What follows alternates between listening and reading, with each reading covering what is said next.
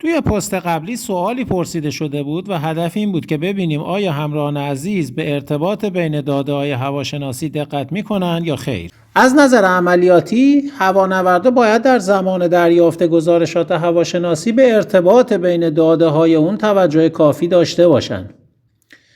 مه یکی از پدیده‌های مهم توی هوانوردیه که باعث کاهش دید افقی میشه.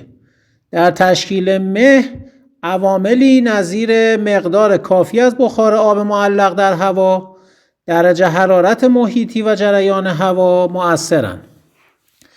برای تشکیل مه درجه حرارت یا تمپرچر کاهش پیدا میکنه و به نقطه شبنم یا دیو پوینت نزدیک میشه که توی این سوالی که مطرح شده بود ما چنین چیزی رو نمیبینیم. نکته دومی که باید بهش توجه بکنیم اینه که در صورت وجود مه دید افقی به کمتر از 5 کیلومتر باید کاهش پیدا بکنه. این مقدار دید برای مه غلیظ یا فاگ کمتر از 1000 متره. البته یه استثناء داره که توی کپشن در موردش توضیح دادم و در مورد مه رقیق یا میست بین 1000 متر تا 5000 متر خواهد بود.